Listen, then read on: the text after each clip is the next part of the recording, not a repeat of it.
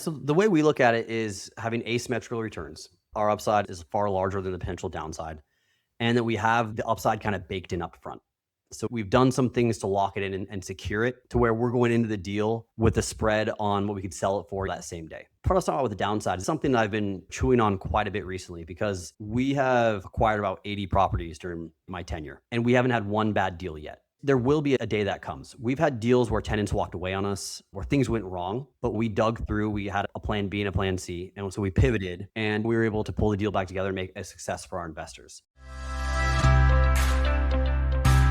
Welcome to the Path to Passive podcast, where we talk about building wealth and empowering lifestyle through commercial real estate investing for tech professionals. I always wish that other tech professionals reaching financial freedom had documented their journey along the way, so I'm doing it for the rest of us. Join us as we explore stories, many failures, and lessons learned along the way. I hope you enjoy and subscribe. Nick Jones, appreciate you, brother. Thank you for being here on the show. Founder and CEO of Alakai Capital. You're out there in Florida enjoying yourself. 20 years of commercial real estate, 70 plus acquisitions, somewhere between 230, 250 plus million in transactions. The latest numbers I could find. Always fun to hear that. And from what I'm seeing here, you do a bunch of stuff, but primarily around value add retail and industrial. Is that about right? That's just about right. We've done a little more deals now. We're hitting about 1 million square feet under management, and our portfolio is about 250 million. I think we've bought about 300 million. Outstanding. We got to chat a little bit about the name of your company, Alakai Capital, before we hit record here. But what I wanted to highlight here is that you're a professional wakeboarder, top ranked internationally before transitioning into commercial real estate. I got to hear you talk a little about some of those parallels of discipline, hard work, that kind of stuff, like kind of embracing the suck that transfers over to real estate. But you got some cool stories too about how your grandfather, if I heard correctly, was inspiring you about real estate. I'm kind of teeing this up to how did you get in here, right? And what were some of these connections? Yeah, so my father and grandfather, they got into commercial real estate before they passed. They both passed when I was fairly young. So unfortunately, I didn't get to learn too much from them, but I saw the flexibility that it gave them. I grew up in Redmond, Washington. Mm-hmm. So I grew up around a bunch of people that worked at Microsoft. And when I was in grade school, all my friends' dads started driving Porsches. Mm-hmm. And I was like, oh, cool. Everyone just gets rich when they get older. But it was when Microsoft IPO'd. Sure. And then when I moved to Kirkland, our neighbor was involved pretty heavily in the Halo program for Microsoft. Nice. And they came to us to rent out one of our warehouse bays to do their green screen. And being a kid in junior high, I was like, this is absolutely the coolest thing ever, because my dad was just a real estate guy. Yeah. And he gets to talk to people that are building these games that I literally would call in sick to school to play. Right. So from an early age, I thought real estate was interesting from that perspective. What really kind of brought me in, though, because they passed away when I was in high school, was my college professor. His son was a pro surfer. And since I was wakeboarding at the time, I moved down to Florida to wakeboard professionally. And he was the dean of the real estate school. And we started connecting. He made the idea of investing in real estate seem fairly simple, which once you understand the variables in it, it does become fairly simple. It's a very controlled environment. Right.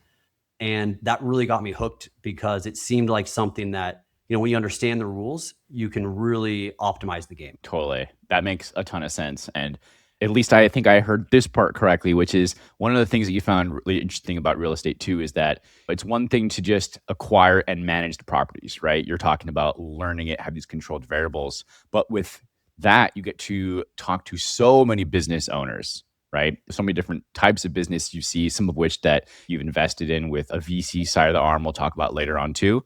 But that really has that opportunity to show you so much more of those businesses that are available as well, right? So get to be really good at something and get to see whole new worlds too. There's two sides of it. One is, like you said, our tenants range everything from some of the largest corporations in the world to we'll see startups, and we'll be their first incubation space. And we'll see them grow in our buildings and then start to expand. And I'll literally see these entrepreneurs have their whole career just really take off. Yeah. So that's one side of it. And the other side is most of our investors are first generational money. And so they've created their wealth themselves. And they look at us as their real estate arm for investment. And so I'm talking to guys who in all these different industries have been really successful, strong entrepreneurs. And so being able to hear what they're doing. And once again, we're doing real estate. Yeah. It's a pretty simple business. Yeah. Makes it a lot of fun, because There's just so many creative ways for people to make money in this world. Yeah, definitely. And you started off from, I guess, the college professor, that college program, into brokerage. Is that right? Correct. Yeah. Cool. So how did that go? Like, was it you getting the degree and then you get into a brokerage and you're there just kind of picking up the phone and dialing numbers and trying to acquire properties? Well, so brokerage is very different because brokerage is a lot of it's based on relationships and negotiations. When you're an investor and a developer, there's a lot of just work, underlying work, working through the pro formas, making sure the contracts are all in place, negotiating, a lot of back of house type things that most brokers don't want to deal with. Mhm. For me, when I went into brokerage, I went into land brokerage and I was cold calling people. And at the time, land wasn't in vogue at all. So people were just hanging up on me. It's pretty miserable. But when the economy started to get a little better and people started answering the phone and calling back, Yeah. we started selling different pieces of land for multifamily, for hotel. Mhm. I always wanted to stay involved. And so I know to the developers, I was probably a bit of a nag because after we sold the property, I'd say, hey, like, what's going on with the development? Where are you at with this? And so I could tell that I liked seeing the real estate go through the transformation and see the value created. Yeah. So I started studying a lot at night. And back then, there was so much content online that I could find. Now with AI, you just can ask it whatever you want. Exactly. But during the day, I was able to test the knowledge I had because I started speaking the language with the developers. And then at night, I would stay after and understand kind of what they're saying, how they're looking at things. Yeah. And that's what was really able to get me in the transition of being a developer and an investor. That's cool. Yeah. Far cry from hitting the water though, right? Like, I guess that's a question that popped up. Let's keep going at this, but I do have some questions about that as well. So it sounds like you were really following your curiosity, right? Along the way. And from brokerage to, did you really want to be a developer or was it just something that what was it that was of interest of being a developer? You kind of get to control your destiny and you're the one making the cake. So when you're a developer, you bring together all these different pieces and every single piece you have to negotiate to get to the end product. And no one else really sees that until it's already baked per se. Mhm. So it's a lot of negotiation. And the nice part about real estate is most people in this industry want to be in real estate. Like there's not people that are like, oh, I got to go to work again today. Like, no, everyone on a Monday morning is pretty hyped to be doing what they're doing. And so you're spending most of your time negotiating with, your tenants, your lenders, your land sellers, your contractors, and you're negotiating win-wins to where you get what you need to put your pro forma together so you can make the most money and they can also get what they need. Yeah. So there's a lot of these win-win negotiations that we've built amazing relationships because people want to continue to work with us because we know it's important to them and we make sure that we can get that for them while we get what we need. Yeah. Providing value and everyone has some version, but the Zig Ziglar one I keep thinking about that's in my head is help enough people get what they want and get what you want type of thing, right? Just provide value. So these things with the development space where you are today is what? These retail strip centers, small bay industrial, and build to suit or QSR type of work. Quick service retail, is that what that is? Quick service restaurant. Quick service restaurant. Yeah. So how did you pick these asset classes? So I started in retail and I've started to think back. A career at my point, I've been doing it for quite some years, is interesting because it zigs and zags quite a bit. Mhm. And you start to see patterns in it. And the one thing I've noticed is that you have to have a foundation of knowledge in commercial real estate. And when you have that foundation of knowledge, then it really comes down to relationships. And everything in relationships can be built on top of that. Mhm. But without that foundation, your relationships are just friends, people you can grab beers with. Totally. So I had friends that were in retail and industrial that represented some of the biggest tenants in the country, some of the largest banks, Starbucks, Dutch Brothers, Chipotle. Mhm. And I had friends that were industrial as well. And so as I started to talk with them and they started to talk to me about opportunities or some of the needs their tenants had, Mhm. I had the knowledge to be able to put deals together and present it to them. And then as I started to execute on the deals, they started to see, okay, well, this person's providing a solution, right? Because Dutch Brothers, all they care about is opening more locations. Sure. And if I can make that as easy for them as possible, they'll want to continue to work with me. Got it. And so we started to make it easier for them to make their money, for their jobs to be easier. Yep. And that's how we started to kind of roll. And then we got introduced to more tenants, bigger deals, and kind of just snowballs from there. Got it. It's always an interesting story about how people get where they got to. And that question of like, why these asset classes or whatever, what have you, it's because there was an opportunity to provide value and you kept on adding value, and that led to more opportunities where you could add greater value as well, right? And I'm sure you love what you do. You love these people because you get to serve them and they're happy and you get Yeah. that's fulfillment, etc. And that's a wonderful flywheel. But I think that just it's just an observation I'm pointing out. And I think that's one of the things you talk about, like the human side of commercial real estate as well, right? Yeah, I mean, it's still messy. Commercial real estate's one of the biggest, I think it's the biggest investment class in the world, or real estate in general, so not just commercial. Yeah. And it's very inefficient. So when you're looking at investing in stocks, let's say, most people know most of the information out there, and they're using that information to make educated guesses on like future growth. Mm-hmm. If it's insider information, they're getting arrested.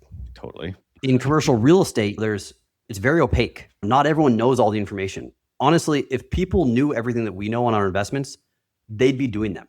So it's just that we know the ways to find the right information that other people don't see, and we can take advantage of it.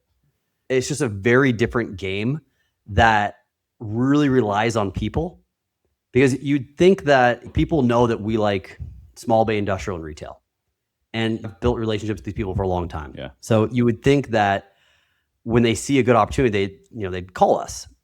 But because they're human, they're going about their days, they see an opportunity, they have distractions at home or whatever else it may be. Unless we're top of mind, constantly following up with them, golfing with them, whatever it may be, we're not going to be the ones to see the deal first. Right. Or sometimes we are, but it's not very efficient. And so being in the game and connecting with the humans, other people, is really how the commercial real estate game is played right now. That's going to change with technology, but there's a long way for it to go. I think there's a long runway before it gets to the point where AI is determining all the pricing for everything in the market. 100%. And even then, there's going to be time where people are one or two generations have to die before that really ever happens, because the change will be slow. But I think that comment you made too about what stocks, all the information is right there, right? The SEC has say you have to go all through all this combing of information in order to even go public. But what you're talking about is like a function of private markets, right? Which is, like you said about that comment of insider trading. Like, you operate on the insider knowledge because it's just the nature of business, right? And I think every deal we do, that's the quiet part out loud, but it's also the advantage. And I think it's the advantage, but it's also the human part. But it is built on such a level of trust that people always talk about your reputation being important. Mm-hmm. But in what we do, because there's a lot of insider information going back and forth, mm-hmm. if there's ever like trust being broken, then you're kind of like out of a career. Right. So you really have to make sure that not only the information being shared is used in the proper way, but then also, as I mentioned before, that you can execute on it. Yeah. Because if you're making it easier for others, they'll continue to come back. Yeah. And word is bond. Right. Yeah, most certainly. You talked about, you have something that you've mentioned about downside protection is the real alpha. I'd love for you to talk to our listeners, because I don't think this is a topic that I've really discussed with actually anyone else in the almost over 150 plus episodes now. Just from a high level, can you talk about what alpha is, and as a short description, and then just what do you mean about downside protection is the real alpha? Yeah, so the way we look at it is having asymmetrical returns. Our upside is far larger than the potential downside, and that we have the upside kind of baked in up front. So we've done some things to lock it in and secure it to where we're going into the deal with a spread on what we could sell it for. The part I was talking about with the downside is this something that I've been chewing on quite a bit recently, because we have acquired about 80 properties during my tenure, and we haven't had one bad deal yet. There will be a day that comes. We've had deals where tenants walked away on us, where things went wrong, but when we dug through, we had a plan B and a plan C. Totally. And so we pivoted, and we were able to pull the deal back together and make a success for our investors. But when I talk to other people, the idea of risk is something that's really hard to quantify and to truly understand. And I think in general, most of us are optimists, and so we have a tough time really understanding risk. Even if we're pessimists, still being able to quantify it exactly is really tough. Yes. And I see it all the time when I talk to other people about investing, and I really try to be conscious of it in the way that we invest as well. And so we have a committee now that reviews all of them, so it's not just dependent on one person. But I talk to people about these assumptions. And they're saying, well, market rents are this, so if we were to bump there, we'd make these returns. Or all we need is one tenant, and if the tenant comes in, then we'll make this money. And the weight of assumptions can crush an investment. And so we really try to avoid assumptions. And if we do, we try to have assumptions really based on demographic information or really deep knowledge so that there's something backing it to support it. And we have a hedge against it with a large amount of reserves or where else it may be. Because you have one or two bad deals and it affects your reputation. It can bring down organization more or less if it's a big deal. So you really have to make sure that your downside's protected. We don't focus on that. We're clearly an upside focused value add group, but it is that's one of the first things we look at is, okay, how can this go wrong? How can we prevent against that? And then where can we really optimize on this deal? Yeah, naturally. And to your point, to this point in a macro, like it's foolish to only think of the upside, but you have to look at the downside too. And like you said, all those assumptions, you have to pay attention. Heck, a pro forma is assumptions with a lot of evidence, right? Having a framework on both directions, the upside and the downside. You talked about that investor committee as well on having multiple perspectives with people from different backgrounds, some people who are probably way more optimistic as well, which is great. Some people who are like, yeah, but this could go wrong, right? And that causes great conversation as well. But where do you typically see then in your space that people aren't considering things that are core things that you're looking out for? As far as risk? Yeah. Well, the first one is assumptions on being able to bring in new tenants. That's a real challenging one because I've seen people that if you're having to hold a property with debt, it'll bleed you dry. If you're buying it all cash, then that's a good strategy, but it's just not very efficient for capital growth. Because real estate returns are relatively low relative to some other investments, leverage is a very strong tool that should be used. Of course. We see people over-lever. So in 2025, when we were seeing interest rate moves, there was a lot of over-levered sellers. And some of these types of deals that we held on to throughout that year because we had to get a lot of the competitive properties just through the market. And we've seen pricing go back up in 2026 because of that. Contingencies, like I said, we've built dozens of buildings and there's still a lot of things that you don't know. Sure. And one of our main focuses is find out what those are. And we're pretty good at it, but those contingencies are really important because municipalities can be crazy. There's small towns that you invest in, and there's people there that don't understand real estate. They may see job security in making our lives more challenging. Right. And sometimes you just have to push right through it because time is a factor. Time costs money. And so people that, underestimate contingencies, we see get stuck quite a bit as well. Continued appreciation is something that we see people get stuck on as well, assuming that interest rates are going to go down in 12 months because an economist says we're in the seventh inning. We're always in the seventh inning of these economists, right? It's always better around the corner. And that's just not the case. We're in a historically low interest rate environment right now. So if they were to go up, it wouldn't be that surprising. War generally brings interest rates down and is inflationary, so it could be positive. But people are pretty optimistic on exits. So stress testing and stress testing hard too. Yeah. Is this related to your guys' thesis around different filters used when we're looking at a deal to acquire? That's something that you've spoke about too, like having different filters. I think 4 filters that you look at. We have checklists that we go through.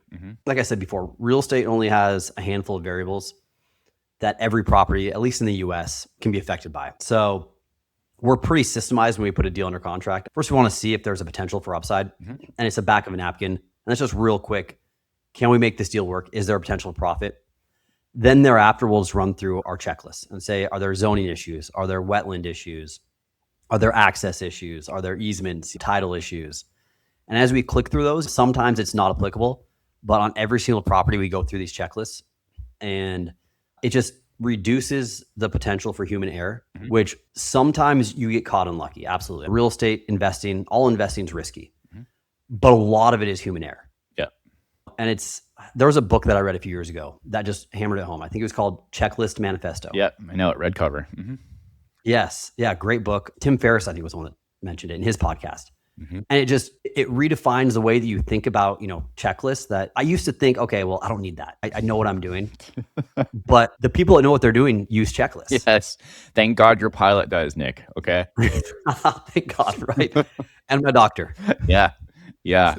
No doubt. This brings up an interesting point, kind of like cap this off and pivot to the next topic, which is much of this is systematized, like through and through, right? You have checklists for looking at risk and quantify it in a way, like let's, for the sake of vision here, like it's low, medium, and high risk based off of factors. And then much like the acquisition side and then the management side and so forth, right?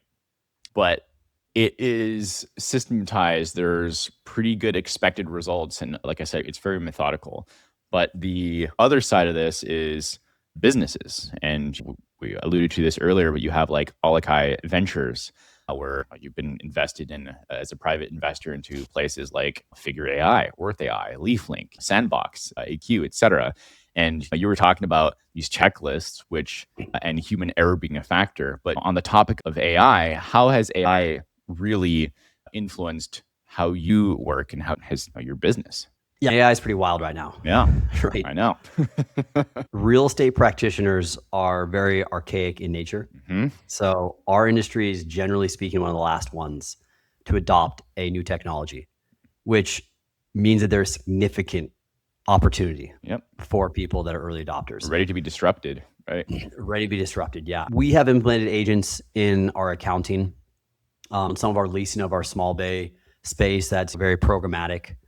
Clearly in reviewing leases and contracts, social media marketing, things of that nature. Mhm.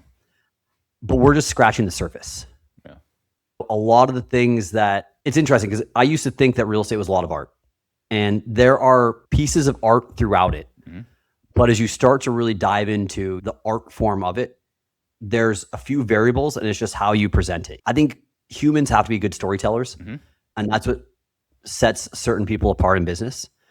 But the way that you tell the story, it's kind of the same story, kind of over and over again with different fashions. Can you give an example? Because I think I know what you're referring to, or I have an idea what I think you're talking about, but just for the audience, can you give an example of how you mean that? Yeah, like there's a deal that we're buying where we're bringing a tenant to the table.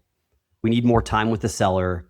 We need better debt terms with the lender, and we need to adjust the lease. Mhm. So I could put all those variables into Claude or something and say like, hey, I need a 20% IRR, figure out how to get there. Yeah. But when I talk to the seller, I got to figure out what motivates them and negotiate in a way to where I can get that extra time without producing more risk for me. Right. While knowing that then I got to go to the tenant and renegotiate with them something that I get what I need while they get it. So maybe I'm giving them more TI, but I get a longer lease term. Yeah. So then I can go to the lender and say, hey, now I got a 15-year lease. Can I get 3 years of interest only? Right. Right. So, I mean, I know all that. And Claude could tell me that. But the art is really figuring out how to work with the different people through it. And I don't want to say like tugging at their emotions, but you're making it enjoyable for these guys to work and solve problems. And then like you all win together and it feels good. Yeah. Yeah. It's in the end of the day, it is alignment of interests. Right. Yeah. And I think that makes a lot of sense what you're talking about. Do you think this is a fair statement of it's really the experience that you had over the last 20 years has helped you to identify these patterns. And because of that, it has reduced some of the quote unquote art aspects because you now see the patterns. You see through the matrix, bro. Yeah. The problem is I think the whole matrix is going to change with AI. It's like now it's just a race against time. Yeah. It'll be interesting to see. And so you have this methodical real estate side, which you still enjoy, love the people, the negotiations, et cetera. But you've also invested in these ventures. Before we hit record, you talked a little bit about this, and I'd love for you to kind of make this contrast here. How was that? Like, why did you start doing these VC stuff? I can make an extrapolation here is that Redmond, Washington, Microsoft town, tech town in a way as well. Maybe there was some of that kind of is a through line for you here. But we have people that come on with various types of arms and business units in their business, but I don't really see VC and real estate together. So it's interesting. So real estate's my bread and butter, right? That's what I know. I feel pretty comfortable being an expert, and I know when I'm over my head on things and who to talk to about it. So most things in real estate we can underwrite, we can understand, we can make the deals work. And consistency in that has proven very profitable for myself and my investors and our track record of our company growing. But it's constant singles and doubles, which over a career really can change things and elevate someone's wealth and really change their lives in a lot of ways. But there isn't the large scale capital growth that you can have like with a big hit like you have in venture capital. And so the way I think about it is in real estate, like I said, you're hitting singles and doubles. A lot of times in venture capital, you don't even get to the plate to hit the grand slam because most of these deals are hard to even get to. And if you're in the room where you're able to have presented to them, then you got to see if it makes sense to underwrite. And so there's just so many variables, so many risks in that side of it that it's hard to have an investment thesis, at least from my perspective, around that because there's just too many unknowns. So what we try to do is we try to pick good founders, growing markets, things that seem like they have a potential scale. They're in vogue. There's liquidity in them.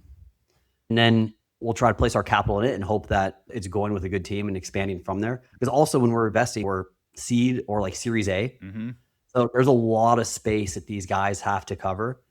And when I'm building a Starbucks, there's really no competition. Like Starbucks isn't signing a lease down the street. They signed with me. Like maybe there's a Dutch Brothers, but people can still go to both coffee shops. Right. These guys building these firms and these companies, I mean, there could be someone down the street, there could be someone across the world doing the exact same thing that's about ready to launch tomorrow. Yeah. The competitive spirit is absolutely insane. And so there's just so many unknowns that it's hard for us to set a basis in there. But when they hit it, it changes your trajectory. You must be doing it for more than the money. Yeah, it's really fun to see people with these big audacious ideas and then see a lot of it. I think when you talk to these founders who have been successful was just sheer willpower. Yeah. They're being told no most of the time at so many different turns that then you hear about how they're able to just create something out of nothing to get to the next level, to get the next funding round. It's really cool to talk to those people. I love being around them. I love being around that energy, the entrepreneurial energy. Yeah. I love that honestly, like we're in the US and the US system supports people like that. It's just a really fun place to be and see. Real estate deals will change the communities that we invest in. We'll have another restaurant to go to and maybe a mural on one of our buildings. But some of these people I invest with, they can change the world. Yeah. They can change like our everything. So it's just really cool to try to be a part of that and be along for the ride. Yeah, man. I can see your face light up too with just that inspiration. And it's really true, right? Like that aspect of being told no all the time, just be like, no, you guys don't get it. You just don't understand. Like if I just got to make the next thing, I'll show you how type of thing. I absolutely love that too. And like I said, I see your face light up and your excitement. That must be an inspiration for you. Yeah, and those guys, it's just, there's so much risk. I know I keep on talking about it, but we're pretty risk adverse. Like we invest in real estate. We make sure that we underwrite everything to where we're consistently growing well, and we're doing it in a pretty tax advantageous way. So when I see people going out there and really risking a lot, their time, their money, their reputation for an idea that is created in their mind or hasn't been done before, like that's pretty amazing. Yeah. Do you ever, for you, is it if in another life you would love to have done that kind of thing? Do a startup? I could see something like that. I love what I do right now. I love talking to everyone. There's entrepreneurial pieces of real estate with how quick things are changing. Maybe there's startup aspects of it, but I don't know. I really like changing the built environment. So for me, like in another life, I guess where I'd want to go is I'd want to control the environment everyone you live in. Yeah. So you wake up, you go to a coffee shop that we put there. You go to work in like a building that we have or in our apartments, and then you go to the wine bar later with your friends. Like that's what really invigorates me. So I can have a small piece in like changing the way that people can think so then they can create those amazing ideas. Got it. I was thinking about this, and if you have a comment, great. Otherwise, you can just nod and be like, all right, keep on dreaming, buddy. But it's what you were talking about, how it's predictable. Like we can build things here around the corner, or whatever. But it's like, well, what does that look like? What does that look like to reinvent real estate, whatever the asset class is? And I hear these conversations of like Bezos or Musk or whoever talk. And it's like the only reason why they were able to be successful is because there were certain things that gave them that had to exist in order for them to be able to build what they did. Just a brief example is, as I was talking about, the only reason why he could make Amazon.com is because the banking system was where it was at. Yes, and USPS and logistics was solved for why the internet came up, right? And so those things had to exist in order for him to be able to make Amazon.com. And it's like, as things get, I don't know, like, could we do the first strip center on the moon? Like, well, I don't know. Just whatever. I'm just thinking out loud, like, whatever that quote unquote moonshot with kind of reinvent our asset class. But I don't know. It's kind of some what ifs that. Well, I think, the reinvention is going to be the experience of real estate. Right now, like, what we do is we add value to existing projects, or we'll build like a Starbucks or something along those natures. Yeah. Which is proven. There's some of these more risky endeavors where they're redesigning downtowns and they're curating the whole human experience there. And that's a little more risky, but that's what people are starting to think about as people aren't going to the office as much. They have more free time. How can you create a space that people can really enjoy their lives more? And so I think that's where you're going to see like it in real estate, and then what that looks like. Like, it's not going to be parking fields everywhere, right? Because cars are becoming a little less necessary. Yeah. It's a lot more food and beverage and health-oriented type space. It'll be interesting. You've been part of EO, Entrepreneurs Organization, for almost 3 years now. How has that influenced you or in your time being there? What are some things that you've learned while being in that organization? EO has been amazing. I'm so glad that I joined. I learned about it through a bunch of people that I really enjoyed being around, and they said they were part of this thing called EO. And I asked them about it, and they're like, oh, it's an entrepreneurship organization, and it's for people that own businesses. And I was like, oh, well, sorry, like, we're in real estate. We're different. Okay. I'm embarrassed to say that. Maybe you need to take that out of this. No, it's good. And they were like, no, you're the same as us. Your product is real estate. That's it. Yeah. I was like, okay, well, maybe they're right. And so I joined, and there's some real estate people in there, but they mostly have other things. And I started to realize, like, our problems are all the same. Yeah. And the way that we're growing our business is all the same. And so much of it is people. Yeah. Right? It's your team and how you promote them, how you build your culture. So I started to realize that just because I was good at investing in real estate, it didn't mean that I was good at being an entrepreneur. Yeah. And so EO was really my first step in focusing on growing the business of real estate and growing the culture, building the right team that believed in the company and what we stood for. Absolutely.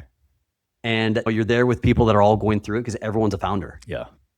And they could be at completely different levels, but everyone's either been there or they're doing it right now. So I've absolutely loved it. I've done some of the excursions too. Like, we go to Necker Island every single year. Cool. And the people that go there are just absolutely incredible. It's really cool to hear Richard Branson's story and the way that he thinks, because who would say I'm going to go and start an airline or a hotel? Like, it's just so capital intensive, like, not scalable. It doesn't make any sense for anyone else. Yeah. But the people that he brings there, just, you're on an island, cultivates such interesting conversations that I always pick up something from these entrepreneurs. No, that's cool. Yeah. His book, just the title of it, Screw It, Let's Do It, for Richard Branson. It's so good. Yeah. Outstanding, dude. There's so much more that I wish we could talk about in this, but I enjoy this. Where can people learn more about you, Nick? I'm on LinkedIn. I post on LinkedIn quite a bit. Nick Jones, CRE. We also have Alakai Capital page there. We have a website, Alakai, which is ALAKAI -capital.com. And if you go on there, you can request, if you're interested in investing with us, set up a time to chat about it. We bring in investors on every single deal. We're also heavy on education. So we have educational information we put out. Also, as you can probably tell, we love talking about real estate. So if someone reaches out with a deal they're looking at or wants to talk about the checklist that we do for underwriting deals, like, I love sharing all that stuff. The more people that are successful in real estate, the better. Love people reaching out. Yeah. Reach out, check out these checklists. I think that is very insightful. Good stuff, Nick. Thanks so much for being here, man. You're going to be heading out to Hawaii in a couple of weeks. Have a wonderful time. We'll see you next time. Yes, sir. Thank you. Thanks for joining us on another episode of Path to Passive. We love connecting with our listeners and those on the path to architecting their wealth and improving their lives. Feel free to let us know what topics you'd like to see in the future episodes. Get in touch with us through email or Instagram. See you next week for a new episode.